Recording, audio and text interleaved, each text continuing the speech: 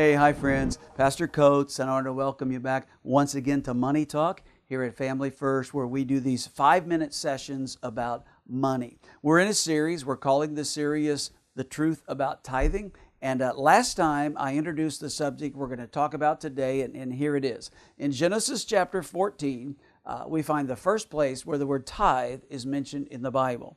That reference explains to us how that Abram, before he was Abraham, he returned to the Lord a tithe, and he was doing that in response to the supernatural favor and blessing of God. Here's what Genesis chapter 14, verse 19 and 20 tell us. And he, that's Melchizedek, blessed Abram and said, Blessed be Abram by God Most High, possessor of heaven and earth, and blessed be God Most High, who has delivered your enemies into your hands. And then it says, Abram gave him a tithe of all.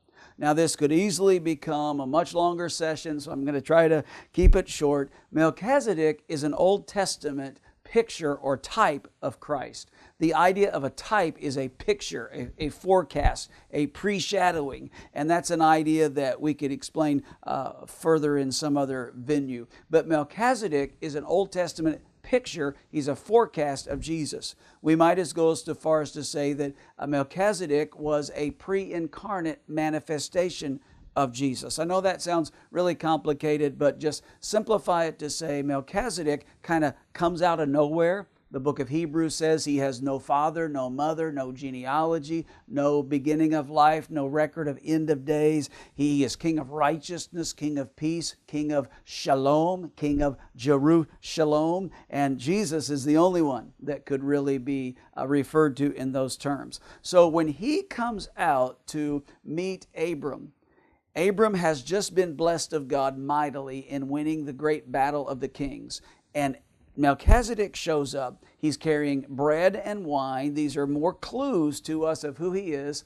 And he blesses Abram by God Most High. He says, Blessed be Abram by God Most High, and blessed be the God. And then Abram, the Bible says, gives him a tithe of everything. In other words, Abram tithed in response to the favor and the blessing of the Lord. So here's our tithing truth today. The return of the tithe is an acknowledgement of divine blessing and favor.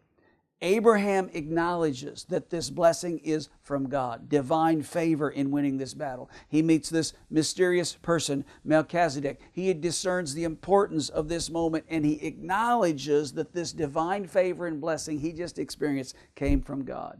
Now that's pretty simple, but when we go to the New Testament, we find something even more profound.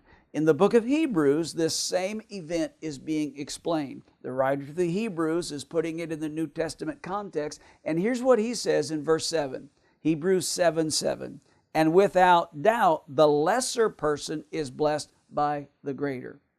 So what that means is when Abram tithed, he acknowledged the divine favor and blessing of God, but he was also acknowledging the superiority or the greatness of the one who had the ability to bestow upon him that blessing.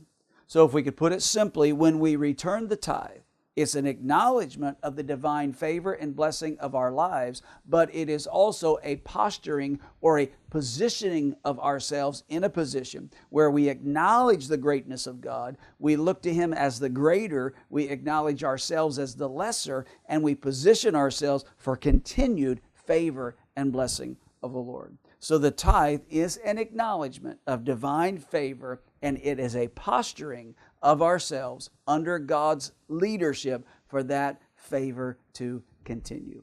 Well, we're going to continue to learn week by week these truths about tithing. God bless you.